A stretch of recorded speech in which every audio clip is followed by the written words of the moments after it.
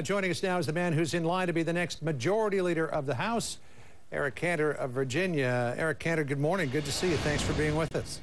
Good morning. Good to be with you. So a lot of people are wondering this morning, and I think it's a legitimate question to ask.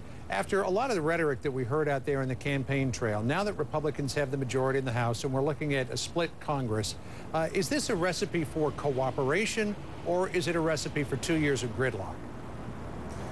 Well, there's no mistaking the message from the voters last night. They want to see results. They want to see a Washington that's listening to them and putting their priorities first.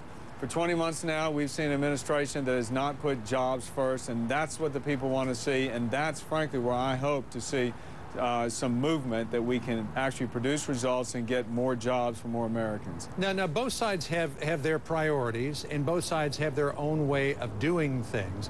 On something like the health care bill, you know, we talked with Congressman Mike Pence just a little while ago, and he said that his goal is to undo the health care bill that the Democrats passed.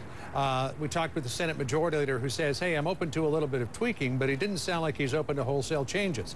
So what is the debate over health care reform going to look like in the next few months? Well, there's no question. I think last night indicated again that the majority of the American people want to see the repeal of Obamacare. They want to see some common sense put back into the equation as far as that's concerned.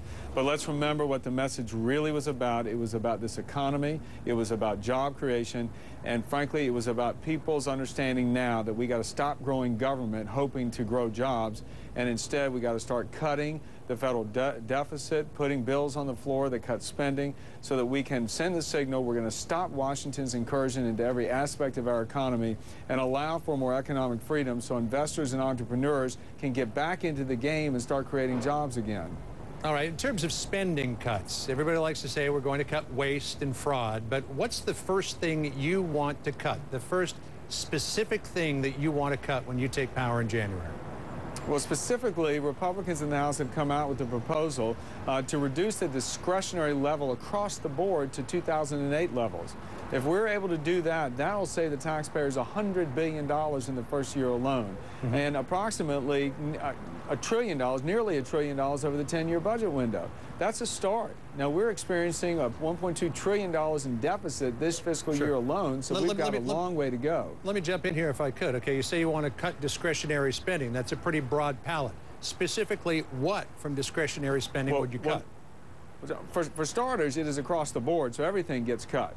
On discretionary side and on defense. Then we've got to put everything on the table to look at where we are spending our taxpayer dollars and frankly whether we're getting a bang for the buck. Okay. That'll be the question. Now specifically I'll tell you the federal bureaucracy has grown at a pace unseen certainly in the private sector. We've seen pay scales by federal employees grow nearly double in some cases to those market rates. We've got to bring those down to a level which reflects the marketplace today. That'll save billions of dollars as well. Republicans have been about the last 6 months putting specific proposals such as these onto the floor. Yeah. You mentioned defense, and we talked to Rand Paul yesterday, and he said that you know, the sacred cow of defense has to be on the table as well when it comes to cuts. What would you cut in the defense budget? Look, I don't think there's any question that no one's going to defend every penny, every dollar spent at the Pentagon. We've got to ensure that the dollars being spent are maximizing U.S. security or giving our troops what they need to execute the mission that we're asking them to further. So all of this has to be on the table, and we've got to take an approach which says we are going to have to do more with less. Frankly, we don't have the money in this country. The people last night demonstrated they want to see results. They want to see an economy that grows again. People in this country want to take responsibility and go out and earn their success again. And one of the open questions going into the midterm elections, what happens with the Bush tax cuts? Do they sunset? Do they remain in place for the middle class? Do they remain in place for everyone? When all is said and done, where are the Bush tax cuts going to be in January of 2011? Let's set the record straight here.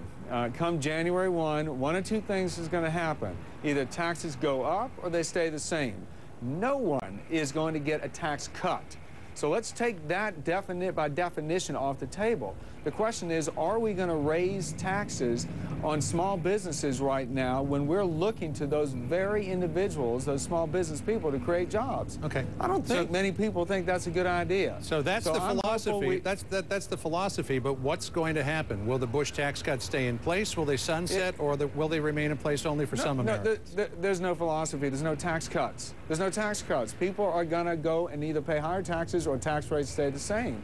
So I'm hopeful we can go and agree in the lame duck session let me try to put it this way, taxes on anybody. Let me put it this way. Will tax rates stay the same? Will they go up for everyone, or will they go up just for some people? We're going to work hard to make sure that they stay the same. They do not go up. No one, I think, would really think it's a good idea if you want private businesses to create jobs to increase the cost of hiring people. That doesn't make sense. Eric Cantor, good to talk to you this morning. Thanks for joining us. Good to be here. All right, Karen.